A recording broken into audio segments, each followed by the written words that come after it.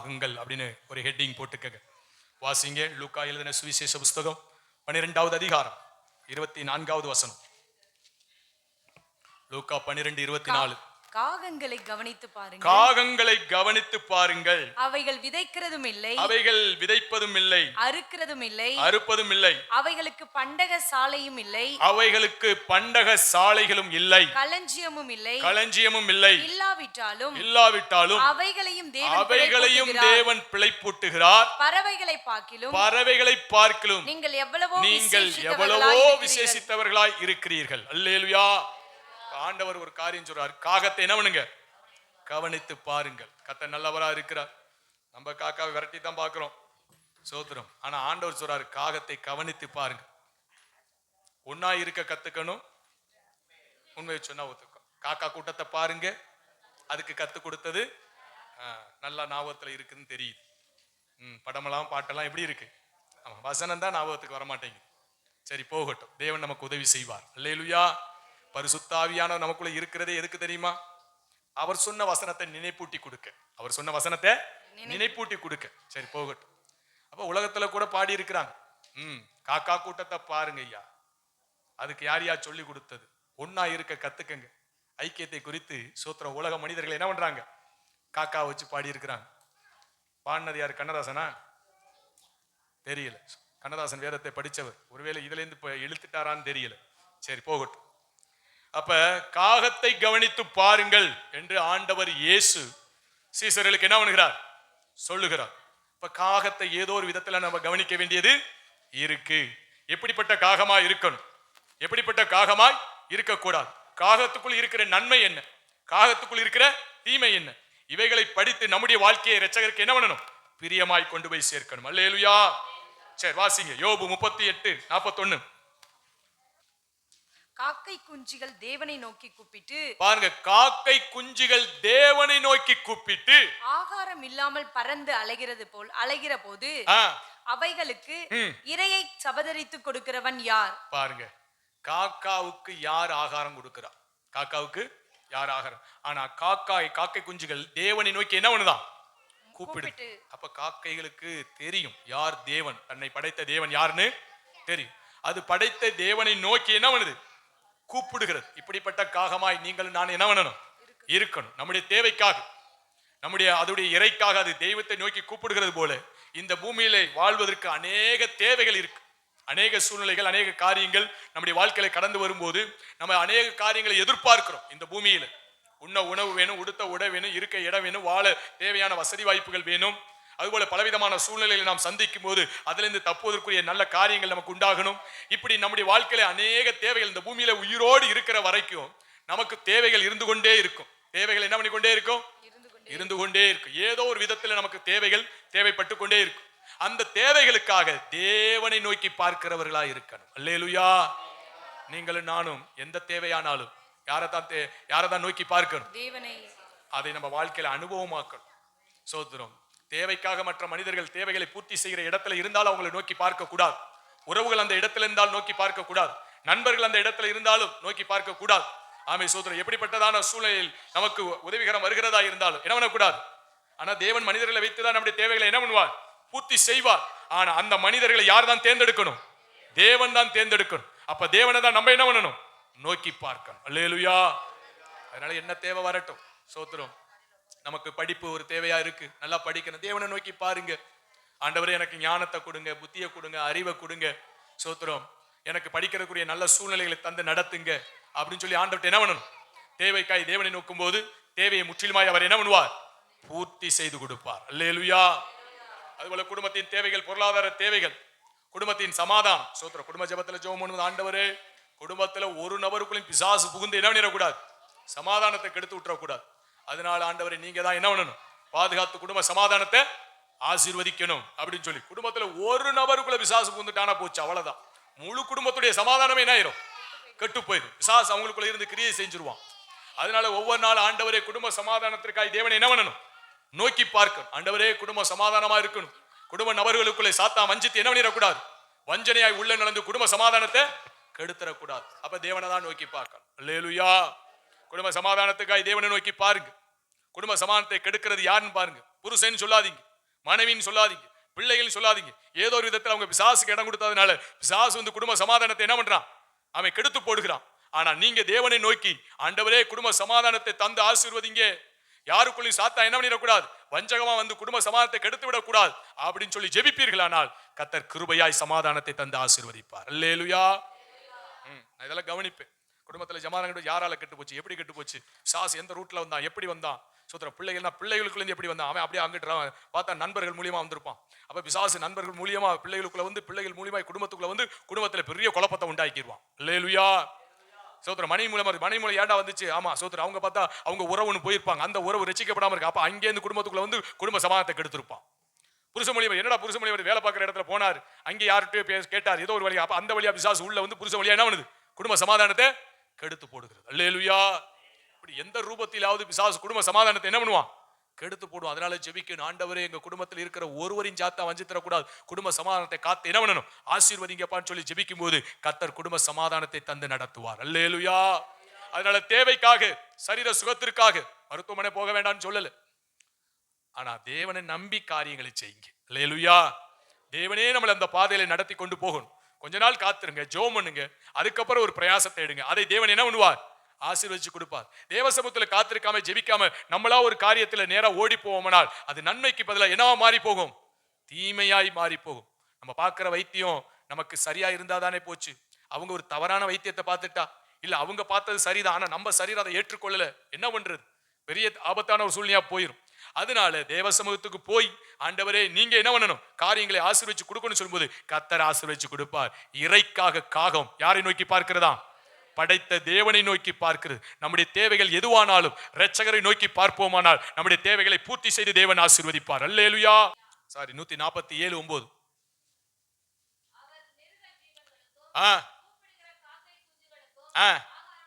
அங்கே பார்த்தோம், காக்கை குஞ்சுகள் தன்னுடைய ஆகாரத்திற்காய் தேவனை நோக்கி பார்க்கிறது. இங்கே சங்கீதம் 147:9 சொல்லுது, அவர் கூப்பிடுகிற காக்கை குஞ்சுகளுக்கு அவர் ஆகாரம் கொடுக்கிறாராம். அல்லேலூயா. அவர் தாங்க ஆகாரம் கொடுக்கணும், நம்முடைய தேவைகளை சந்திக்கணும், சோத்திரம் நம்மளை ஆசீர்வதிக்கணும், சமாதானத்தோடு நடத்தணும். கேட்ட காக்கை குஞ்சுகளுக்கு அவர் என்ன பண்ணிட்டார், ஆகாரம் கொடுத்துட்டாரா? அப்ப நீங்களும் நானும் நம்முடைய தேவைகள் எதுவானால் கர்த்தர்ட்ட கேளுங்க, ஏற்ற காலத்துல அந்த காரியங்கள் நம்முடைய காரியங்களை என்ன பண்ணுவார், நிச்சயமாய் செய்து கொடுப்பார். நமக்கு ஒரு வீடு வேணும், நமக்கு ஒரு வாசல் வேணும், நமக்கு ஒரு சொந்தமான ஸ்தலம் வேணும், நமக்கு ஒரு வாகனம் வேணும், எல்லாம் தேவன் அறிவார். அல்லேலூயா. ஆமா, நீங்க கேளுங்க, நிச்சயமாய் தருவார், ஏற்ற காலத்துல தருவார். அவசரப்படாதீங்க, பொறுமையா இருங்க. காலம் வரும்போது அதை கர்த்தர் என்ன பண்ணுவார், நிறைவேற்றி கொடுப்பார். தேவனுக்கு மகிமை உண்டாகட்டும். யோபுல கேட்ட காக்கை குஞ்சுகளுக்கு சங்கீதத்துல பதில் கொடுக்கிறார். அல்லேலூயா.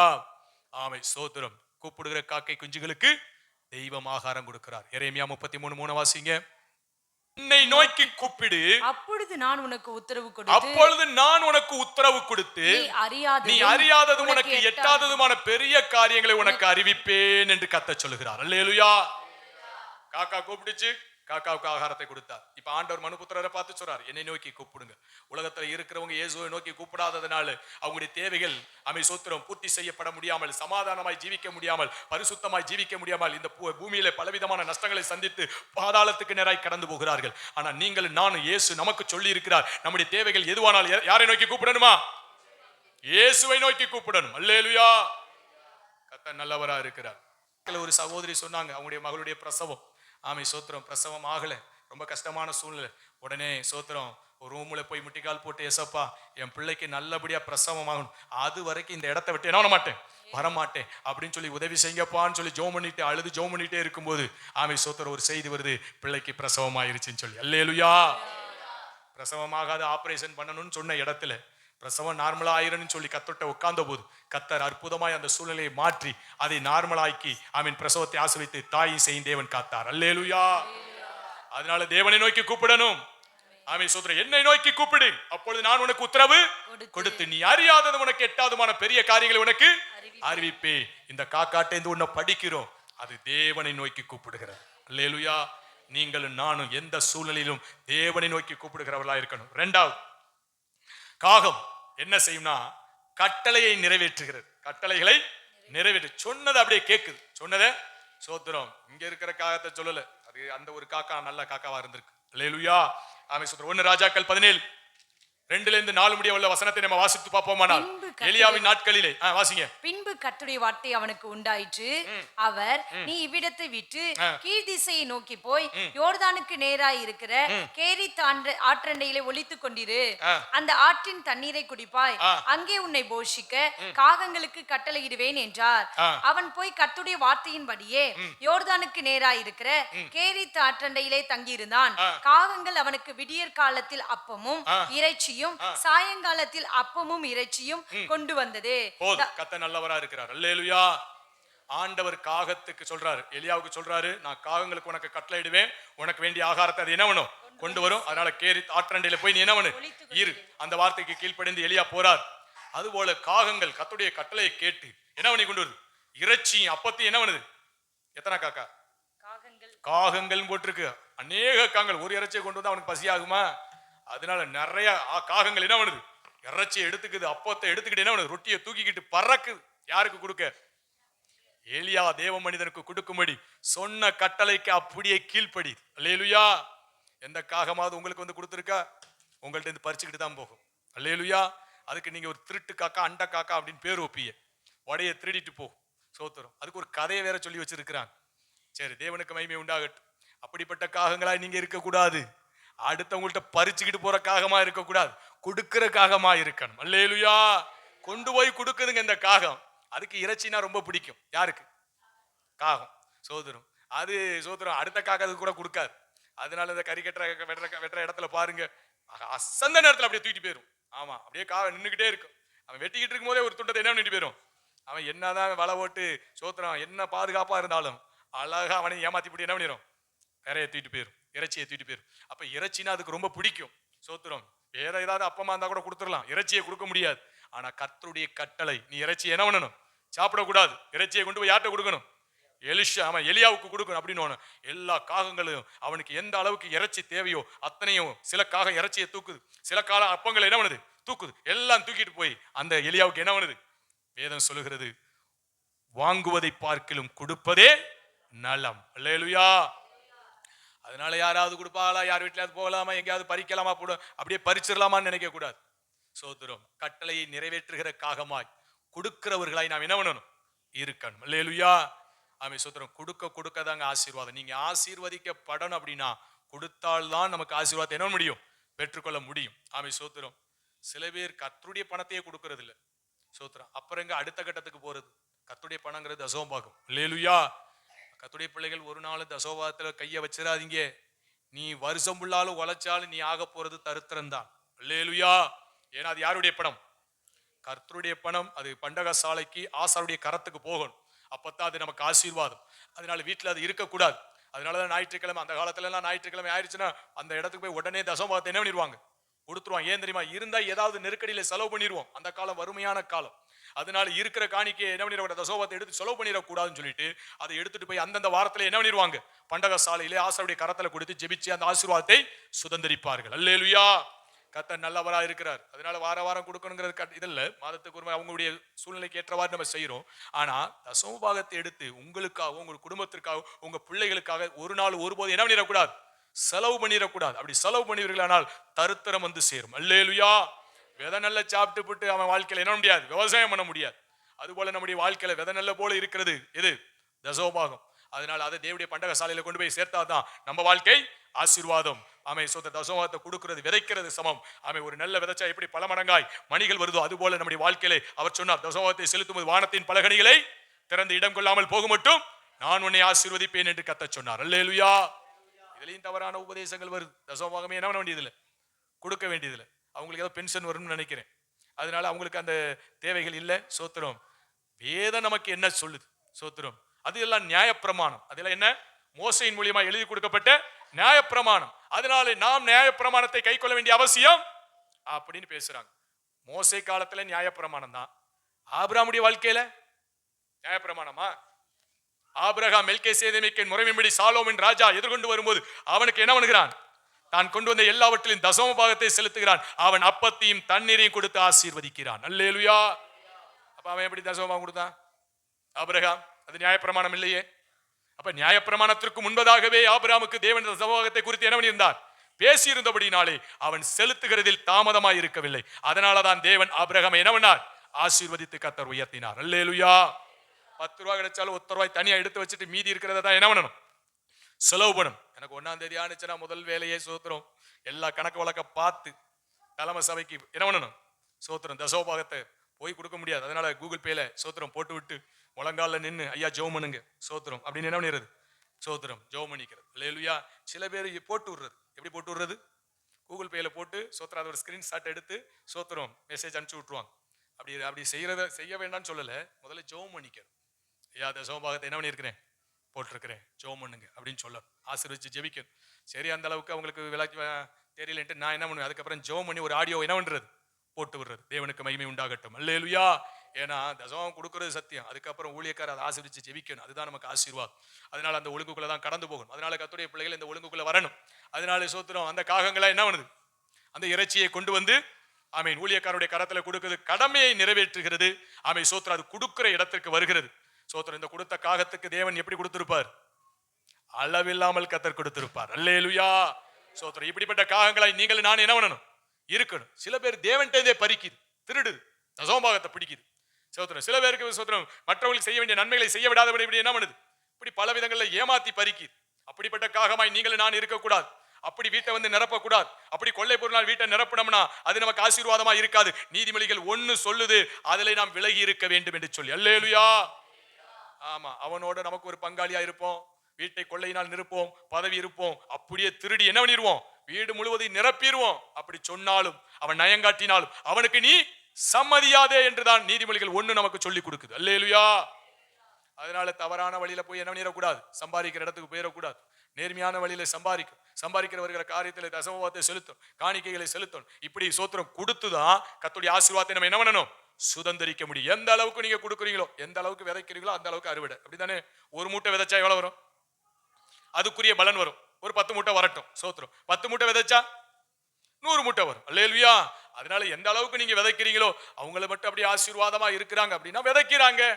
சோத்திரம் விதைக்கிறதுனால ஆசீர்வாதத்தை சுதந்திரிக்கிறாங்க. எல்லா விதத்திலும் விதைக்கணும். கர்த்தருடைய காரியங்கள் ஒன்று வந்துட்டா, ஒரு கூட்டம் வந்துட்டா, ஒரு ஊழியன் வந்துட்டா, ஒரு கன்வென்ஷன் வந்துட்டா, என்ன வேலை வந்தாலும் நம்ம அதோடைய பங்களிப்பை என்ன பண்ணிடணும்? நம்ம அதுல போய் விதைச்சிடணும். நம்முடைய உழைப்பை கொடுக்கணும், நம்முடைய பொருளாதாரத்தை கொடுக்கணும். எந்த அளவுக்கு தாராளமாய் கர்த்தர் சொல்றார், கட்டாயமாயும் அல்ல விசனமாயும் அல்ல, உற்சாகமாய் கொடுக்கிற இடத்தில் தேவன் பிரியமாய் இருக்கிறார். அல்லேலூயா. ஆமே. அவர் அதுக்கு எப்படி கூட அமுக்கி குலுக்கி சரிந்து விழுகும்படி கர்த்தர் என்ன பண்ணுவாராம்? ஆசீர்வதிப்பேன் என்று கர்த்தர் சொல்லி இருக்கிறார். அல்லேலூயா. பொருளாதாரத்துல ஆசீர்வதிக்கப்படணும், அப்படிதான் செய்யும். கர்த்தர் நல்லவரா இருக்கிறார். சமீபத்தில் ஒரு டிசம்பர் மாதம் 25 ஒரு பிரதிஷ்டை இருக்கு, ஆலயம் கட்டிட்டு இருக்கிறாங்க.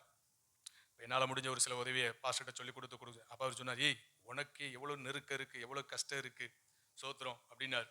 அப்ப நான் சொன்னேன், இல்ல பாஸ்டர் எவ்வளவு சூழ்நிலைகள் இருக்கட்டும், அது ஒரு ஆலயத்தின் காரியம், நம்முடைய பங்களிப்பு அதுல இருக்கணும். அது எனக்கு நஷ்டம் இல்லை, அது எனக்கு ஆசீர்வாதம் அப்படின்னு சொல்லி சோத்திரம் அந்த வேலை காரியங்களுக்காக வைத்துக் கொள்ளுங்க பாஸ்டர் அப்படின்னு சொல்லி கொடுத்தேன். அல்லேலூயா. அதனால ஒரு ஆலயம் கட்டுறாங்க, ஒரு ஊழியம் நடக்குது, ஒரு கூட்டம் நடக்குது. சோத்திரம் ஆமே சோத்திரம். அதுல நம்முடைய பங்களிப்பு என்ன, நம்முடைய சரீர உழைப்பு என்ன அப்படிங்கிற இடத்தை என்ன பண்ணணும்? நிறைவு செய்யும் போதுதான் நம்ம வாழ்க்கை ஆசீர்வதிக்கப்படும். அல்லேலூயா. அதுபோல இந்த காகத்தை போல இருக்கணும். எந்த காகம்? கட்டளையை நிறைவேற்றுகிறது. ஆண்டவர் சொன்ன வார்த்தையின்படி அது என்ன பண்ணுது? செயல்படுகிற ஒரு இடம். 2வது, அது கொடுக்கிறதா இருந்துச்சே ஒழிய பறிக்கிறதா இல்லை. அல்லேலூயா. நீங்களும் நானும் தேவனிடத்திலும் சரி மற்ற இடத்திலும் சரி அநியாயமாய் பறிக்கிற இடத்துக்கு போக கூடாது. கொடுக்கிற இடத்துக்கு போனா தேவன் தாராளமாய் நமக்கு கொடுத்து நம்மளை ஆசீர்வதிப்பார். அல்லேலூயா. அவர்கள் ஒருமனப்பட்டவர்களாய் தேவனுடைய ஆலயத்திலே அனிதினமும் தரித்திருந்து வீடுகள் தோறும் அப்பமிட்டு மகிழ்ச்சியோடு கபடமில்லா இதயத்தோடு போஜனம் பண்ணினார்கள். அல்லேலூயா. அங்கே அந்யோன்யம், இங்கே ஒருமனப்பட்டு ஐக்கியங்கிற ஒரு பகுதிக்காய் நான் சொல்ல வரேன். இந்த காகத்தை நீங்க பாத்தீங்கன்னா நல்ல விஷயமா இருக்கட்டும், கெட்ட விஷயமா இருக்கட்டும், இல்ல ஒரு சாப்பாடே கிடைச்சிருச்சுன்னா அது பார்க்கும், ஆஹா சாப்பாடு கிடைச்சிருக்கு, நல்ல வேலை, வேற எந்த காக்காவும் வரல அப்படின்னு நைஸா வந்து என்ன பண்ணாது? சாப்பிடாது. அது ஆகாரம் கொஞ்சமா இருந்தா அது காஹான்னு கத்தி ஊரையே கூட்டி பல பேரை கூட்டிட்டு வந்து அது எல்லாம் ஒன்னா சாப்பிடும். அல்லேலூயா. ஸ்தோத்திரம். ஒருவேளை ஒரு காக்கா கரண்டில் அடிபடி செத்து போச்சுன்னு வச்சுக்கோங்க, சோத்திரம் திருப்பி காஹான்னு கத்தி ஊரை கூட்டி திரட்டி என்ன பண்ணிடும்? இப்படி ஒண்ணு செத்து போச்சையா அப்படின்னு பெரிய துக்கத்துக்குள்ள போகும். அல்லேலூயா. கர்த்தர் நல்லவரா இருக்கிறார். அப்ப நன்மைக்கு அது ஒன்றுபடுது, தீமைக்கும் ஒன்றுபடுது. அதைத்தான் கண்ணதாசன் நினைக்கிறேன் சோத்திரம் பாட்டில் அழகா எழுதி, ஒன்னா இருக்க கத்துக்கணும், உண்மையை சொன்னா ஒத்துக்கணும். காக்கா கூட்டத்தை பாரியா, யார் அதுக்கு சொல்லி கொடுத்தது அப்படின்னு சொல்லி என்ன பண்ணுகிறார்? சோத்திரம் உலக மனுஷன் கூட காக்காவை கவனிச்சு பார்த்து அழகா ஒரு பாடலை எழுதி பேர் வாங்கிட்டார். அல்லேலூயா. சோத்திரம். நான் எப்படியாவது காக்கா பிரசங்கம் பண்ணி உங்கள்ட்ட பேர் வாங்கலான்னு பார்த்தா பேரை கிளிக்கிறீங்க, டேமேஜ் ஆக்குறீங்க. எப்படி பிரசங்கம் பண்ணாலும் என்ன பண்றீங்க? ஐயா அதுல ஒரு ஊசியை வச்சு குத்தி புடுறீங்கய்யா. நான் எங்க குத்துறேன்? அல்லேலூயா. கர்த்தர் நல்லவரா இருக்கிறார். தேவனுக்கு மகிமை உண்டாகட்டும். அதனால பாருங்க சோத்திரம், ஐக்கியப்படணும். என்ன படணும்? ஐக்கியப்படணும். ஆமை கூட்டங்களா சோத்திரம், ஒரு விசேஷமா, திருவிருந்தா, ஆமை சோத்திரம், ஒருவேளை துக்ககரமான காரியமா, எல்லாத்தையும் தூக்கி போட்டுட்டு ஐக்கியங்கிற இடத்துக்கு நேரம் நீங்களும் நானும் கடந்து வரணும். அதை தான் காக்காட்டேந்து நம்ம படிக்கிறோம். அல்லேலூயா. சோத்திரம், ஒரு துக்ககரமான ஒரு விஷயம் நடந்துருச்சு அப்படின்னா நம்ம பொழக்கப்பா பார்க்க போயிடக்கூடாது. நம்ம சபைக்குள்ள நம்முடைய ஐக்கியத்துக்குள்ள ஒரு துக்கம் நடந்துருச்சுன்னா அத்தனை பேர் என்ன பண்ணிடணும்? ஒன்னா ஓடி வந்து நின்று சோத்திரம் அந்த துக்கத்தை நம்ம பகிர்ந்துகிட்டு அந்த இடத்துல நம்ம செய்ய வேண்டிய கடமைகளை செஞ்சு அவங்க அந்த துக்கத்திலேருந்து வெளியில வருவதற்கு நம்மளால செய்ய வேண்டிய எல்லா வேலைகளையும் என்ன பண்ணணும்? செய்யணும். சோத்திரம், நம்ம பாட்டு வீட்டுல என்ன பண்ணக்கூடாது? ஹாயா இருக்கக்கூடாது. அதனால கர்த்தருடைய பிள்ளைங்க ஐக்கியத்தை, அதான் காக்காவை கவனித்து பாருங்கள் இயேசு சொன்னாரே. எதுக்கு சொன்னார்? காக்காவை கவனிச்சு பாருன்னு சொன்னாரே. ஐக்கியம் அதுல இருக்கு, காக்காக்குள்ள ஐக்கியம் இருக்கு. அப்படிப்பட்ட ஐக்கியத்தை நீங்களும் நானும் என்ன பண்ணணும்? காத்துக்கொள்ள வேண்டும் என்று சொல்லி காகங்களை கவனித்து பாருங்கள் என்று கர்த்தர் சொன்னார். அல்லேலூயா. சரி, ஸ்தோத்திரம். அடுத்து லூக்கா 12:24 நம்ம வாசிச்சோம். ஆமை சோத்திரம். இந்த காக்கா விசுவாசம் உள்ள காக்கா. என்ன காக்கா? ஆமா சோத்திரம். அது எங்கேயாவது சேமிப்பு கிடங்குல என்ன பண்ணல? சேமிச்சு வைக்கல. எறும்பு கூட சேமிச்சு வைக்குது. ஆமை சோத்திரம். கோடை காலத்துல எல்லா ஆகாரத்தையும் எடுத்து என்ன பண்ணுது? மழை காலத்துக்காக அது சேர்த்து வைக்குது. அதனால சுறுசுறுப்பை போய் அதுல கத்துக்கன்னு ஆண்டவர் சொன்னார். படுக்காத, தூங்காத, சோம்பேறியா இருக்காது. அந்த சோத்திரம் எறும்புக்கு யாரா சொல்லி கொடுத்தது? அதுக்கு ராஜாவும் இல்ல, பிரபுக்களும் இல்ல. ஆமை சோத்திரம். அதுக்கு ஒரு தலைவன் இல்ல. அது தானா போய் இறைய சேர்த்து என்ன பண்ணுது? வச்சு அவை மழை காலத்துல சாப்பிடுது. அதனால அது போல சோம்பேறியா இருக்காம நீ என்ன பண்ணு? சுறுசுறுப்பா இருன்னு சொல்லி எறும்பை பாரு அப்படின்னு சொன்னார். ஆனா இங்க காகத்துல சொல்றாரு, அது என்ன பண்ணல? சேர்த்து வைக்கலைங்கிறார். என்னையா சேர்த்து வச்சாலும் தப்பா, சேர்த்து வைக்காதீங்கன்னு சொல்றீங்களே. சோத்திரம். காக்கா சேர்த்து வைக்கார். காக்கா என்ன பண்ணாது? ஆமா, அன்னன்னைக்கு அது என்ன பண்ணும்? பிழைப்பூட்டப்படும். அது எதை நம்பி இருக்கு? ஆமீன், பிழைப்பூட்டுவார் என்று தேவன் மேல் விசுவாசமா இருக்கிறது. அல்லேலூயா. நீங்கள் நான் எப்படி இருக்கணும்? விசுவாசமா இருக்கணும். நாளைய குறித்து கவலைப்படாதே. நாளைக்காய் அது சேர்த்து வைக்கிறதும் இல்லை. அதனதன் காலத்தில் எல்லாவற்றையும் அவர் என்ன பண்ணுகிறார்? போஷித்து நடத்துகிறார். அதனால காகம் எப்படி தேவனை நம்பி விசுவாசத்தோடு இருக்கோ, நம்முடைய தேவைகள் எதுவானாலும் அதனதன் காலத்தில் எல்லாவற்றையும் அவர் நிறைவேற்றுவார் என்று அவர் மேல் விசுவாசமாய் நாம் இருக்கணும். அல்லேலூயா. இதத்தான் காகம் நமக்கு சொல்லி கொடுக்குது. அது சொல்லுது, நான் என்ன சேர்த்தா வைக்கிறேன், எனக்கு என்ன வீடு வாசலா இருக்கு. சோத்திரம். பார்த்த எல்லாத்தையும் ஆண்டவர் சந்திக்கிறாரா இல்லையா? அப்ப நம்மள என்ன பண்ணணும்? விசுவாசமா இருக்கணும். சேர்த்து வைக்க வேண்டாம்னு சொல்லல. சோத்திரம். மீதம் எடுக்க ஆண்டவர் சொன்னார், மீதத்தை வீணாக்காமல் என்ன பண்ணுங்க? ஆமா, மீதத்தை சேர்த்து வைங்கள் என்று கர்த்தர் கட்டளையிட்டார். அல்லேலூயா. ஆனா இங்க சொல்லப்படுகிற ஒரு பகுதி, தேவனை நம்பி இருக்கணும், தேவனை விசுவாசித்து இருக்கணும். அப்படிப்பட்ட ஒரு காகமாய் நீங்கள் நானும் இருக்கணும். அல்லேலூயா. தேவனுக்கு மகிமை உண்டாகட்டும். ஆமை சோத்திரம். அடுத்ததாய், காகத்தின் அந்த மாம்சத்தை யாரும் சாப்பிடுறது இல்லை. கோழியை சாப்பிடுறோம், ஆடை சாப்பிடுறோம், மாடை சாப்பிடுறோம். ஆமா, நமக்கு அனுமதி இல்லை. இல்லைன்னா மானையும் சாப்பிடுவோம்.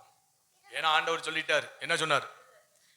விரி குழம்பு இருக்கணும், அசை போடணும். அது எதுவானாலும் அடிச்சு சாப்பிடுட்டார். விரி குழம்பு இருக்கணும், அசை போடணும். அப்ப விரி குழம்புனா என்னன்னு தெரியுமா? இந்த கால், ஆட்டுக்கால் பார்த்திருக்கீங்களா? ரெண்டு இப்படி இருக்கும். ஆமா, மாட்டுக்கு இப்படி இருக்கும், ஒட்டகத்துக்கு இப்படிதான் இருக்கும். ஆமா சோத்திரம். இது மாதிரி பன்னிக்கு இப்படிதான் இருக்கும். அதுக்கப்புறம் யாராருக்கு இருக்கும்? மானுக்கு. இதுக்கெல்லாம் விரி குழம்பு இப்படி இருக்கும். 2 கால் விரி குழம்பு, 2 கால் விளம்பு இருக்கும். அதே நேரத்தில் மாடுக்கு அப்படி இருக்கும். அது போல அதை அசையும் போடணும். என்ன பண்ணணும்? அசை போடணும். இப்படி அசை போடுகிறது விரிகுழம்பா இருக்கிறது. எதுவானாலும் உனக்கு நான் ஆகாரமாய் கொடுத்தேன், அதை அடிச்சு என்ன பண்ணு? புசி அப்படின்ட்டார். அதனால ஆடு விரிகுழம்பு இருக்கு, அசை போடுது. மாடு விரிகுழம்பு இருக்கு, அசை போடுது. ஆனா மான் அப்படி மான் அசை போடுதா? ஒட்டகம் அசை போடாதான். சோத்திரம். நான் பார்த்தது இல்லை. மூப்பர் சொல்றாரு, ஒட்டகம் அசை போடாதனால ஒட்டகத்தை சாப்பிடாதீங்க. நீங்க கேட்டாலும் கிடையாது. சாப்பிட்டீங்கன்னா ஜெயில தூக்கி போட்டுருவாங்க. ஆமா சோத்திரம். அரசாங்க சட்டம், மானெல்லாம் சாப்பிடக்கூடாது. அங்க ஊழியக்காரர் சொன்னாங்க சாப்பிடலாங்க அப்படின்னு சொல்லி என்னைய கை நீட்டி என்னையும் தூக்கி உள்ள வச்சிடக்கூடாது. சோத்திரம். நான் வேதத்துல சொன்னேன். இப்ப அரசாங்க சட்டம் போட்டுருக்கு. அந்த அரசாங்க சட்டத்துக்கு ஆண்டவர் கீழ்ப்படிய சொல்லி இருக்கிறாரு. அதனால ஆடு, மாடு, கோழி என்ன பண்ணுங்க? சாப்பிடுங்க. அது உங்களுக்கு ஒத்துக்கிட்டா சாப்பிடுங்க. நாங்க பாம்பையும் சாப்பிடுவோம்னு சைனாக்காரன் என்ன பண்ணிட்டு இருக்கிறான்? அடிச்சு சாப்பிட்டுட்டு இருக்கிறான். மண்டையை வெட்டி போட்டு அழகா ரோஸ்ட் போட்டு என்ன பண்றான்? பள்ளியை அப்படியே கொத்தவரங்க மாதிரி வறுத்து வச்சு அழகா சாப்பிடுறான். சரி, அவங்களுக்கு அது ஒத்துக்குது, அவங்களுக்கு ஏத்துக்குது. அதனால சோத்திரம். புதிய ஏற்பாடுல சொல்றாரு, சோத்திரம் போட்டு எதை வேணாலும் சாப்பிடு. சோத்திரம் போட்டுட்டு விக்கிரகத்துக்கு படைச்சதை மட்டும் என்ன பண்ணாத? சாப்பிடாது. உனக்கு உடம்புக்கு ஏத்துக்குதா, உனக்கு நல்லா இருக்கா, சோத்திரம் போட்டு சாப்பிடுன்னு புதிய ஏற்பாட்டுல என்ன பண்ணிட்டார்? அந்த சட்டத்திட்டத்தெல்லாம் அப்படியே உடச்சு எரிஞ்சிட்டார். அதனால உங்க உடம்புக்கு ஏத்துக்குச்சுன்னா சோத்திரம், நீங்க என்ன வேணாலும் என்ன பண்ணுங்க? வர்றது எதையும் விட்டுறாதீங்க, எல்லாத்தையும் அடிச்சு புசிங்க. அல்லேலூயா. கர்த்தருக்கு சோத்திரம். ஆனா பழைய ஏற்பாட்டு காலத்துல அப்படி ஒரு சில ஒழுங்குகளை வச்சு எதை சாப்பிடணும் எதை சாப்பிடக்கூடாது அது வேற. அதை விஞ்ஞானிகள் ஆராய்ச்சி பண்ண போது அவர் எதெல்லாம் சாப்பிடணும்னு சொன்னாரோ அது உடம்புக்கு ஆரோக்கியமா இருக்கிறது. அல்லேலூயா. எதையெல்லாம் சாப்பிட வேண்டாம்னு சொன்னாரோ அதெல்லாம் ஸ்லோ பாய்சனா இருக்கான். என்ன பாய்சனா இருக்கான்? ஆமா, கொஞ்சம் கொஞ்சமா சரீரத்தை பாதிக்கிறதா இருக்கிறதா. அதனால சோத்திரம். நம்ம அது மாதிரி தேவன் சொன்னதை என்ன பண்ணிட்டு போவோம். அதுபோல மீன்ல எதை சாப்பிட்டாலும் எதை சாப்பிடணுமா? மீன்ல செதில் உள்ளதை சாப்பிடணும். அதுபோல பறவைகள்ல லெக் பீஸ் இருக்கிறதெல்லாம் என்ன பண்ணிடலாம்? சாப்பிட்டுறலாம். சோத்திரம். லெக் பீஸ் இருக்கணும். கொக்குக்கு லெக் பீஸ் இருக்காது, 2 காலும் குச்சி காலத்தான் இருக்கும். அதனால பறவைகள்ல சோத்திரம் தொடை இருக்கணும். என்ன இருக்கணும்? தொடை இருக்கிறதெல்லாம் சாப்பிடணும்னு சொல்லி ஆண்டவர் என்ன பண்ணிருக்கிறார். சோத்திரம். அதனால நீங்க குருவியெல்லாம் தேடி தெரியாதீங்க. தொடை இருக்குதான்னு. கோழி இருக்கு, அதை சாப்பிடுங்க, அது போதும். மயில் இருக்கு, சாப்பிட்றாதீங்க, ஜெயிலுக்கு போயிருவீங்க. ஆமா, அரசாங்க கட்டளை, அதை சாப்பிடக்கூடாது, தேச பறவை. அல்லேலூயா. கர்த்தருடைய நல்ல நாமம் மகிமைப்படட்டும். அதனால கோழி கொக்கெல்லாம் சாப்பிடக்கூடாதுன்னு சொல்லி இருக்கிறார். ஆனா இப்ப பிடிச்சிருக்குன்னா சோத்திரம் போட்டு என்ன பண்ணுங்க? சாப்பிடுங்க, வேண்டான்னு சொல்லல. ஆனா அது ஏதோ வியாதியை வரும்னு ஆண்டவர் என்ன விஞ்ஞானிகள் கண்டுபிடிச்சு வச்சிருக்காங்க. அல்லேலூயா. சரி, பழைய ஏற்பாட்டு காலத்துல தேவன் சொன்ன காரியம் இதுதான். அதனால சோத்திரம். விருகுழம்பு இருக்கணும், என்ன இருக்கக்கூடாது? அசை போடணும். இதை நம்ம புசிக்கலாம். இதுக்கு மாறுதலா பண்ணி பாத்தீங்கன்னா விரிகுழம்பு இருக்கு. என்ன இருக்கு? விரிகுழம்பு இருக்கு. என்ன இல்ல? அசை போடாது. ஆனா மூலத்துக்கு அதுதான் நல்ல மருந்துன்னு சொல்லி என்ன பண்றாங்க? சாப்பிடுறாங்க. ஆமா, சரி, நமக்கு தெரியாது. சோத்திரம். அதனால ஆண்டவருக்கு சோத்திரம் போட்டு நமக்கு உங்களுக்கு என்ன பிடிச்சிருக்காரு என்ன பண்ணுங்க. ஆண்டவர் தெளிவா சொல்லிட்டாரு. புசிக்கிறதுனால மேன்மையும் இல்லை, புசியாததுனால தாழ்மையும் கிடையாது. அல்லேலூயா. அவனுக்கு பிடிச்சிருக்கா அவன் புசிக்கட்டும். அதனால ஏன்டா புசிக்கிறேன்னு கேட்காது. அவன் புசிக்கலையா விட்டுரு. அதனால ஒன்றும் பெரிய விஷயம் கிடையாது. ஆமை சோத்திரம். நம்ம சபைகளுக்குள்ள என்னப்பா இன்னைக்கு அப்படின்னா, இன்னைக்கு ஆபிரகாம் அப்படிம்பாங்க. என்ன ஆபிரகாம்? ஆமா, சோத்திரம். கண்ணுகுட்டி அப்படின்ட்டுருவாங்க. அப்புறம் என்னப்பா இன்னைக்கு ஈசாக். இன்னைக்கு ஈசாக் அப்படின்னா சோத்திரம். ஆட்டு பிரியாணி, மாட்டு பிரியாணி எத்தனை இவ்வளவு டீசெண்டா சொல்றாங்க. மாட்டு பிரியாணினா ஆபிரகாம், ஆட்டு பிரியாணினா ஈசாக். ஆமா, சோத்திரம். இன்னைக்கு என்னைக்குப்பா சாப்பாடு? நம்மளாம் ஆபிரகாமுடைய சந்ததிங்க அப்படின்ட்டுருவாங்க. சோத்திரம். இன்னைக்கு அதை வேற உலகத்துல அதை வேற சொல்லி வச்சிருக்கிறாங்க. சோத்திரம். அதெல்லாம் சாப்பிட்டா அது ஒரு மாதிரி. ஏடா எலிய பிடிச்சி சாப்பிடுற? எலி நல்லா ருசியா இருக்கு, அணில விட மாட்டேங்கிற. சோத்திரம். அணிலையும் பிடிச்சி சாப்பிடுற. சோத்திரம். ஒண்ணு விட்டு வைக்கிற, காடுக்கு மேடையில சுத்துறதெல்லாம் சாப்பிடுற. மாடா அதை சாப்பிடுறீங்களா? ஐயே அப்படிம்பாங்க. நாயை வறுத்து கொடுத்தாலும் சொல்லாம கொடுத்தா நல்லா சாப்பிட்டு விட்டு இன்னொரு பிளேட் கொடுங்கன்னு கேட்பாங்க. அல்லேலூயா. ஒரு இடத்துல நடந்த சம்பவம். நாய்கறியை கொடுத்துருக்காங்க வெளிநாட்டுல போனா கறி சாப்பிடக்கூடாது. என்ன கறி கொடுக்குறான்னு தெரியாது. சோதரன் அன்புதா செய்ய வெளிநாட்டு போனா எதுவும் கறியே தொட மாட்டேன். அத்தாடி இவங்க என்னத்தை கொடுப்பாங்கன்னே தெரியாது அப்படின்னு. அப்ப ஒரு ஊழியக்காரர் போயிருக்காரு. ஊழியம் முடிச்சு, ஐயா நல்ல ஹோட்டல்ல போய் நல்ல விருந்து பிளேட் சாயங்காலம் அங்கே டீ, நம்ம வடை சாப்பிட்டு டீ சாப்பிட்ற மாதிரி அங்கே அந்த பீஸ் எல்லாம் சாப்பிட்டு கொடுப்பாங்க. ஒரு பிளேட்டு கூட சாப்பிட்டா டேஸ்ட் அப்படியே அத்து எரியுது. உடனே அடுத்து இன்னொரு பிளேட், 4வது பிளேட் போயிட்டு இருக்கு. 4வது பிளேட் போகும்போது சொல்றாங்க இன்னொரு பிளேட் அப்படின்னா உடனே சொல்றேன் 1 பிளேட் டாக் அப்படின்னா. டாக்கா அப்படின்னு என்னடா இது அப்படின்னு கேட்டா, இவ்வளவு நேரம் நீங்க நல்லா இருக்குன்னு சாப்பிட்டது நாய்கறி தான். அவர் வா நாள் வருமா? வராது. உள்ள போயிருச்சு. அப்புறம் இவ்வளவு நேரம் ருசியா உள்ள போனுச்சே. சோத்திரம். எங்க உறவுக்குள்ள ஒருத்தவங்க சோத்திரம் வந்து சோத்திரம் வியாதி மூலத்துக்காக அவங்க பன்னிக்கறியை கொண்டு வராங்க. தூரத்துல பார்த்துட்டாங்க. உடனே என்ன பண்ணிட்டாங்க, நீ மெதுவா நடந்து வா, நான் இங்க கொண்டு போய் வச்சுக்கிறேன்னு கொண்டு போய் வீட்டுல வச்சு, ஆமா சோத்திரம், ஏதோ பிரியாணி கொடுத்து விட்டுருக்கிறாங்க, கறி கொடுத்துருக்கிறான்னு குடும்பத்தார் எல்லாம் பாஞ்சு அதையெல்லாம் சாப்பிட்டு ஆஹா ஓஹோ என்ன சூப்பர் அப்படின்னு. பாட்டி உள்ள நுழைஞ்சோன்னு மொழி பிதுங்கிருச்சு. என்னடா இந்த பாட்டி வருதே அப்படின்னு. ஆமா, என் மயனுக்குத்தான் மூலம், அவனுக்குத்தான் பன்னிக்கறி கொண்டு வந்தேன் அப்படின்னு ஒண்ணு. எங்கடா பன்னிக்கறின்னு பார்த்தா ஒண்ணு இல்லை சட்டியில. எல்லாம் ஊனா வருமா? எல்லாம் ருசியா உள்ள போயிருச்சு. அதனால எதையாவது ஒண்ணு சமைச்சு கொடுத்தா எல்லாம் உள்ள போயிடும். சொன்ன உடனே ஊன்னு வரும். அதனால அதை பார்த்தோன்னே அவங்க சாப்பிட்றாங்களா, அவங்க பிடிச்சிருக்கியா கத்தரு சோத்திரம் போட்டு, பிடிக்கலையா விட்டுரு. அதனால ஒன்றும் பிரச்சனை இல்லை. அதனால பிடிச்சதுனால சாப்பிட்றதுனால மேன்மையும் கிடையாது, சாப்பாடுனால குறைவும் கிடையாது. சோத்திரம் போட்டு உன் உடம்புக்கு ஒத்துக்குதுன்னா என்ன வேணும்? முடிஞ்ச வரைக்கும் வேதம் சொல்ற மாதிரி சோத்திரம் அவர் சொல்றதை சாப்பிட்டு பாரு. சோத்திரம் இல்லையா எனக்கு கொக்கு தான் சாப்பிட்டு ஆகணும், வேற வழியில் அப்படி பழகிட்டேன்னா சரி சோத்திரம் போட்டு சாப்பிடு. அல்லேலூயா. தேவனுக்கு மகிமை உண்டாகட்டும். ஆனா காகங்கறியை யாரும் என்ன பண்றது இல்ல. யாராவது சாப்பிடுவாங்களா? காகத்தின் கறியை என்ன பண்றது இல்ல, சாப்பிடுறது இல்ல. சோத்திரம். அவங்க அடிச்சு சாப்பிடுறாங்க. சரி சரி, அதான் எதையும் விட்டு வைக்கிறது இல்லை, எல்லாத்தையும் தான் அடிச்சு சாப்பிடுறாங்களே. சரி, நம்ம காகத்தை சாப்பிடுறதுல விரும்புறது இல்லை இல்லையா? ஆமா சோதரன். இது போல நம்முடைய வாழ்க்கையில காகத்தின் கறி மனிதர்களை திருப்திப்படுத்தாது. காகத்தின் கறி மனிதர்களை என்ன பண்ணாது. நீங்களும் நானும் மனிதர்களை திருப்திப்படுத்துகிற இடத்திற்கு போய்விடக்கூடாது. அல்லேலூயா. மனுஷனை சந்தோஷப்படுத்தனியா, மனுஷனை பிரியப்படுத்தனியா, அது தேவனை துக்கப்படுத்துது, அது குறித்து கவலை கிடையாது. மனுஷனை என்ன பண்ண கூடாது, திருப்திப்படுத்தணும், மனுஷனை சந்தோஷப்படுத்தணும் அப்படின்ட்டு போயிடக்கூடாது. ஒரு நாள் காகத்தின் கறி மனிதர்கள் என்ன பண்ணாது? திருப்திப்படுத்தவே படுத்த. அதுபோல நீங்களும் நானும் மனிதர்களை திருப்திப்படுத்துகிற இடத்துக்கு நேரம் என்ன பண்ணிடக்கூடாது? போயிடக்கூடாது. தேவனுக்கு பிரியமான இடத்துக்கு தான் நம்ம கடந்து போகணும். அல்லேலூயா. சரி, நீதிமொழிகள் 30:17 வாசிங்க. முடிக்க போறேன், நேரம் ஓடிடுச்சு. தகப்பனை பரிகாசம் பண்ணி தாயின் கட்டளைகளை அசட்டை பண்ணுகிற கண்ணை நதியின் காகங்கள் பிடுங்கும். பாத்தீங்களா? இப்பதான் டெரரா வந்து நிக்குது இந்த காகம். இது வந்து தீவிரவாதி காகம். என்ன காகம்? டெரர். சோத்திரம். இது இவ்வளவு வரைக்கும் நல்ல டைப்பை பார்த்துட்டு இருந்தோம். இப்போ ஒரு காகம் வருது. தகப்பனை யாராவது பரிகாசம் பண்ணினால், சோத்திரம், எழுத்தின்படி ஆவியின்படி, சோத்திரம், ஊழியக்காரரையோ ஆமி சோத்திரம் மாம்சத்தின்படி தகப்பனையோ பரிகாசம் பண்ணினார். தாய், சோத்திரம், எழுத்தின்படி ஆவிக்குரிய தாயா இருக்கிற ஊழியக்கார், குடும்பத்திலே தாயா இருக்கிற, சோத்திரம், மாம்சத்தின்படி இருக்கிற தாய், இவங்களை அசட்டை பண்ணினால் நதியின் அவங்களுடைய கண்ணை எது பிடுங்குமா? நதியின் காகங்கள். ஆமா, நதியின் காகங்கள் பிடுங்கும். கழுகின் குஞ்சுகள் தின்னும். ஆத்தியா, அது பிடுங்கி போய் அது கழுகு குஞ்சு சாப்பாட்டா போயிருது கண்ணு. சோத்திரம். சில பேருக்கு பார்த்தா கண்ணு நல்லா டேஸ்டா இருக்கு. மீன் கண்ணை சாப்பிட்டா கண்ணு நல்லா தெரியும்னு மீன் கண்ணை என்ன பண்ணிட்டு இருப்பாங்க? சாப்பிட்டுட்டு இருப்பாங்க. எந்த கண்ணை சாப்பிட்டாலும் நல்லா ஆகாது. கண்ணு உனக்கு கடைசி வரைக்கும் நல்லா இருக்கணும்னா இங்க சொன்ன வசனத்தின்படி நடக்கணும். கண்ணை புடுங்கிறதுனா என்ன? கண்ணாஸ்பத்திரிக்கு போறது. கண்ணாஸ்பத்திரிக்கு போனோன்னு என்ன பண்றது? கண்ணு தெரியலையா, அது ஆகி போச்சியா, இதாகி போச்சியா அப்படின்னு சொன்னா என்ன பண்ணுவான்? கண்ணை ஆபரேஷன் பண்ணிடுவான். அல்லேலூயா. சோத்திரம். நதியின் காகங்கள் கண்ணை என்ன பண்ணுமா? பிடுங்கும். கழுகின் குஞ்சுகள் இன்னும். காரணம் என்ன? சோத்திரம், தகப்பனை பரியாசம் பண்ணுகிறாய், தாயை அசட்டை பண்ணுகிறாய். கர்த்தருடைய வார்த்தைக்கு கீழ்ப்படியாமல் கடந்து போகும்போது ஆமை சோத்திரம், கண்கள் பிடுங்கப்படும். சோத்திரம். ஏன்னா எங்க கண்கள் பிடுங்கப்பட்டது? சிம்சோனுக்கு கண்ணை கர்த்தர் பிடுங்கினார். யார்? எதனால? தகப்பனும் சொல்றான், தாயும் சொல்றாங்க. சோத்திரம், நம்ம இனத்துல பாப்போம்பா, ஓ விருப்பப்படி போகாத அப்படின்னா. ஆனா சோத்திரம், ஏதோ அது ஒரு தேவசித்தமா, பெலிஸ்தருடைய கல்யாணத்தை பண்ணிட்டு வர தேவசித்தமா இருந்தாலும் அதுக்கப்புறம் அவன் எங்க போய் கிடந்தான்? தெலீலாளுடைய மடியில கிடந்தான். ஆண்டவர் பார்த்தாரு. சோத்திரம், கண்ணை என்ன பண்ணிட்டார்? தகப்பனுடைய ஆலோசனையை கேட்கலையே, தாயுடைய ஆலோசனையை நீ பரியாசம் பண்ணாயே, அலட்சியம் பண்ணினாயே, அதனாலே நதியின் காகங்கள் கண்களை என்ன பண்ணும்? பிடுங்கும் என்று சொல்லப்பட்டிருக்கு. அல்லேலூயா. அதனால சோத்திரம், இது டெரரான கண்ணு காக்கா. நீங்க இதுல இருந்து தப்பணும்னா சோத்திரம், இந்த வழிகளில் நம்ம என்ன பண்ணணும்? நடக்கணும். இல்லைன்னா இந்த காகம் வந்துடும். அல்லேலூயா. தேவனுக்கு மகிமை உண்டாகட்டும். சரி, வேதத்துல 2 காகத்தை குறித்து பார்த்துட்டு போயிருவோம். ஒன்னு சோத்திரம், பின்மாற்றத்துக்குள்ள போன காகம். இன்னொன்னு தேவ சித்தம் செய்த காகம். இந்த 2 காகத்தை பார்த்து நம்ம முடிப்போம். பின்மாற்றத்தின் காகத்தை போல நம்ம இருக்கக்கூடாது, தேவ சித்தம் செய்யற காகத்தை போல இருக்கணும். பின்மாற்றத்தின் காகம் வாசிங்க. ஆதியாகமம் 8:7.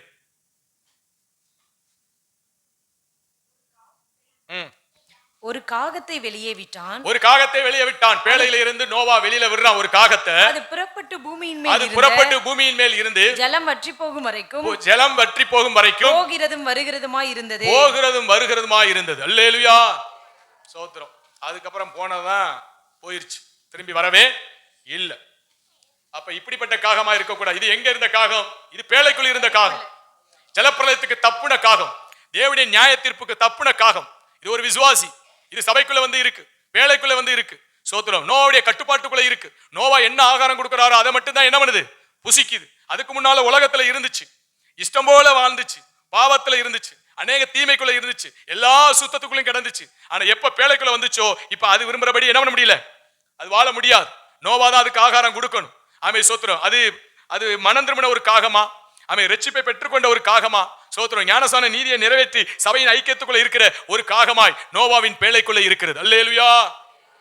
இப்ப என்ன பண்றாரு? சோத்திரம், இந்த பேழையை விட்டு போகுது. போயிட்டு வரட்டும் அப்படின்னு போனா போகிறதும் போகிறதும் அது இஷ்டத்துக்கு வரும், அது இஷ்டத்துக்கு போகும். அதுக்கு ஒரு சோத்திரம், ஒரு ஒழுங்கு கிடையாது. அதுக்கு என்ன கிடையாது? ஒழுங்கு கிடையாது. வந்துச்சு போனுச்சு, அதுக்கப்புறம் பார்த்தா போயிருச்சு. அப்ப மீண்டும் உலகத்துல போய் உலகத்தின் பாவங்களை பார்த்து, உலகத்தில் இருக்கிற தீமைகளை பார்த்து, ஆமை சோத்திரம், அதுல இருக்கிறது நல்லது என்று சொல்லி அதோடு போய் மூழ்கி போகிற ஒரு பின்மாற்றக்காரனுக்கு ஒப்பனையாய் இந்த காகம் ஒப்பிட்டு பார்க்கப்படுகிறது. அல்லேலூயா. ஏன் தெரியுமா? வெளியில போகிறது வருது, அப்புறம் ஒரே வட்டம் ஓடுனுச்சு, எல்லா பிணங்களும் செத்து மிதக்குது. எல்லா பிணங்களும் ஆமா ஜலப்பிரளயத்துல. இவ்வளவு நாள் சோத்திரம், இது உள்ள கூண்டுக்குள்ள வச்சு அடைச்சு என்னமோ நம்ம சாப்பிடாததெல்லாம் கொடுத்துக்கிட்டு இருக்கிறார். இதை தின்னு நாக்கு என்ன பண்ணி போச்சு? ஆஹா, எத்தனை பிணங்கள் மிதக்கிறது. அழுகின கண்கள், அழகிய கண்கள், அழுகின கண்கள். சோத்திரம், மூக்கு கிடக்கு, சோத்திரம், கண்ணு விரல் எல்லாம் கிடக்கு. அப்படியே போய் உட்காந்து நல்லா கொத்தி சாப்பிட்டு வேலைக்கு போவோமா வேண்டாமா? இந்த வாரம் போவோமா அடுத்த வாரம் போவோம்? இல்ல இது சரிப்பட்டு வராது. அங்கே இருக்கிற சாப்பாடு நமக்கு ஒத்து வரல. இது நல்லா இருக்கு. கண்ணெல்லாம் எப்படி இருக்கு? நல்லா இருக்கு அப்படின்னு உட்காந்துக்கிட்டு அந்த பேழையை விட்டு அது என்ன பண்ணிருச்சு? ஓடி போனது. அல்லேலூயா. அதனால உலகம் இன்பமா தான் இருக்கும். உலகத்தின் காரியங்கள் நமக்கு நன்மை போலதான் இருக்கும். நம்மளை மயக்கும். அப்படிப்பட்ட தீமையான காரியங்கள் நம்மளை வழிவிலக பண்ணும். ஆமை சோத்திர கடைசியில் அது சோத்திர நோவாவுடைய பேழைக்குள் வராமலே என்ன பண்ணிருச்சு? போயிருச்சு. அப்படிப்பட்ட பின்மாற்றம் உள்ள காக்காவாய் நீங்கள் நான் என்ன பண்ணக்கூடாது? இருக்கக்கூடாது. எபேசியர் 2:1-8 முடிய உள்ள வசனங்களை வாசிங்க. எப்படிப்பட்ட நிலைமையிலிருந்து எப்படிப்பட்ட இடத்துல இருக்கிறோம், எப்படி இனி நம்முடைய வாழ்க்கையில கடந்து போகணும். அக்கிரமங்களினாலும் பாவங்களினாலும் மரித்தவர்களாய் இருந்த உங்களை உயிர்ப்பித்தார். பாருங்க, எங்க கிடந்தோம்? அக்கிரமத்துல கிடந்தோம், பாவத்துல கிடந்தோம். அப்படி வாழ்ந்த வாழ்க்கையிலிருந்து தேவன் நம்மளை உயிர்ப்பித்து சபையில வைத்திருக்கிறார். அவைகளை நீங்கள் முற்காலத்திலே உலக வழக்கத்திற்கு ஏற்றபடியாக இந்த உலகத்தின் வழக்கத்திற்கு ஏற்றபடி கீழ்ப்படியாமையின் பிள்ளைகளிடத்தில் இப்பொழுது கிரியை செய்கிற ஆகாயத்து அதிகார பிரபு ஆகிய ஆவிக்கேற்றபடியாகவும் நடந்து கொண்டீர்கள். அவர்களுக்குள்ளே நாம் எல்லாரும் முற்காலத்திலே நமது மாம்ச இச்சையின்படியே நடந்து நம்முடைய மாம்சத்தின் இச்சைகளின்படி நடந்து நமது மாம்சமும் மனசும் விரும்பினவைகளை செய்து நம்முடைய மாம்சமும் மனசும் விரும்பினதெல்லாம் செய்து பாவத்தினாலே மற்றவர்களைப் போல கோபாக்கினையின் பிள்ளைகளாய் இருந்தோம். பாருங்க, உலக வாழ்க்கையில இன்பமாய் வாழுகிறவனுடைய முடிவு கோபாக்கினை என்று சொல்லப்பட்டிருக்கு. அப்படிப்பட்ட வாழ்க்கை பேழைக்குள் சபைக்குள் இரட்சகருக்குள் வருவதற்கு முன்னதாக நாம் வாழ்ந்து இருந்தோம் என்று வேதம் சொல்லுகிறது. தேவனோ இரக்கத்தின் ஐஸ்வரியம் உள்ளவராய் நம்மில் அன்பு கூர்ந்து நம்முடைய மிகுந்த அன்பினாலே அக்கிரமங்களில் மரித்தவர்களாய் இருந்த நம்மை பாவத்திலும் அக்கிரமத்திலும் போதவஸ்திலும் துர்க்குணத்திலும் மரித்தவர்களாய் இருந்த நம்மை கிறிஸ்துவுடனே கூட உயிர்ப்பித்தார். கிருபையினாலே ரட்சிக்கப்பட்டீர்கள். அல்லேலூயா. பாவத்திலிருந்து சாபத்திலிருந்து அக்கினி கடல் நரக பாதாளத்திலிருந்து தேவன் கிருபையாய் நம்மளை ரட்சித்திருக்கிறார். கிறிஸ்து இயேசுவுக்குள் அவர் நம்மிடத்தில் வைத்த தயவினாலே தம்முடைய கிருபையின் மகா மேன்மையான ஐஸ்வரியத்தை வருங்காலங்களிலே விளங்கச் செய்வதற்காக கிறிஸ்து இயேசுவுக்குள் நம்மை அவரோடு கூட எழுப்பி உன்னதங்களிலே அவரோடு கூட உட்காரவும் செய்தார். கிருபையினாலே விசுவாசத்தை கொண்டு ரட்சிக்கப்பட்டீர்கள். இது உங்களால் உண்டானதல்ல, இது தேவனுடைய ஈவு. கரங்களை தட்டி கர்த்தருடைய நாமத்தை மகிமைப்படுத்துவோம். அவர் எங்க நம்மளை வச்சிருக்கிறார் தெரியுமா? பாவத்துல, உளையான சேற்றுல, அநியாயத்துல, அக்கிரமத்துல, மாம்சத்துல இஷ்டம் போல வாழ்ந்தோம். கிருபையாய் கர்த்தர் நம்மளை உயிர்ப்பித்தார், ரட்சித்தார். கிருபையினால் கர்த்தர் நம்முடைய உன்னதங்களிலே உட்கார வைத்திருக்கிறார். ஆமை சோத்திரம். கிருபையினால் விசுவாசத்தினால் கொண்டு ரட்சிக்கப்பட்டீர்கள். இது உங்களால் உண்டானதில்லை, இது தேவனுடைய ஈவு என்று சொல்லப்பட்டிருக்கு. அப்ப நம்மள சோத்திர உன்னதங்களை கர்த்தர் வச்சிருக்கிறார். நீங்களும் நானும் உன்னதமானவர்கள். அல்லேலூயா. ஏன்னா நீங்களும் நானும் பரம ராஜ்யத்தை சுதந்திரிக்க போகிறோம். அதனால நீங்களும் நானும் உன்னதமானவர்களா இருக்கிறோம். உலக மனிதர்களுடைய பார்வையில நம்ம சாதாரணமானவர்களா இருந்தால் தேவனுடைய பார்வையில விசேஷித்த பார்வையா இருக்கிறோம். நம்மளை உன்னதத்தில் அவர் உட்கார போகிறார். அதனால நீங்களும் நானும் இந்த பூமியில இருக்கிற சகல மனிதர்களை பார்க்கலாம் ஆமீன் உன்னதமானவர்களா இருக்கிறோம். அல்லேலூயா. அந்த உன்னதமானவருக்கு பிள்ளைகளா இருக்கிறோம். அல்லேலூயா. இப்படிதான் கர்த்தர் சபையில கொண்டு வந்து நம்மளை வச்சிருக்கிறார். ஆனா பின்வாங்கி என்ன பண்ணிடக்கூடாது? அந்த நோவாவுடைய பேழையை விட்டு போனுச்சு பாத்தீங்களா? அப்படிப்பட்ட ஒரு காகமாய் நாம் என்ன பண்ணிடக்கூடாது? போய்விடக்கூடாது. சரி, தேவ சித்தத்தை செஞ்ச காகத்தை பார்த்து நம்ம முடிப்போம். வாசிங்க 1 ராஜாக்கள் 17:4-6. 4:6 வாசிங்க.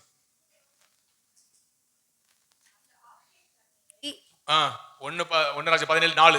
அந்த ஆற்றின் தண்ணீரை குடிப்பாய், அங்கே உன்னை போஷிக்க காகங்களுக்கு கட்டளையிடுவேன் என்றார்.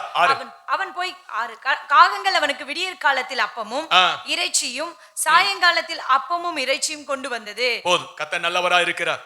பாருங்க சோத்திரம். காகத்துக்கு தேவன் கட்டளை கொடுக்கிறார். என் தாசனாகிய ஊழியக்காரன் இருப்பான், அவனுக்கு வேண்டிய சகல காரியங்கள் நீ உதவிகரமா என்ன பண்ணணும் இருக்க வேண்டும் என்று சொல்லி காகத்துக்கு தேவன் என்ன பண்ணுகிறார்? கட்டளை கொடுக்கிறார். அந்த கட்டளைக்கு காகம் கீழ்ப்படுகிறது. அல்லேலூயா. அப்ப பஞ்சத்தின் மத்தியில சோத்திரம் எங்க ஆகாரம் கிடைக்கல. ஆமை சோத்திரம். கேரித் ஆற்றண்டையில போய் இரு, உனக்கு ஆகாரத்தை நான் கொடுப்பேன். காகங்கள் கொண்டு வந்து கொடுக்கும். அங்கே ஓடுற தண்ணி இருக்கு, அந்த தண்ணீர்ல நீ என்ன குடிச்சு உன்னுடைய பஞ்ச காலத்துல நீ என்ன பண்ணிக்க ஆமை சோத்திரம், உன் தேவைகள் பூர்த்தி செய்யப்படும் என்று சொன்னார். சொன்னபடியே காகம் கொண்டு வந்துச்சு. அநேக காகங்கள் இறைச்சி அப்பத்தையும் கொண்டு வந்து என்ன கொடுக்குது.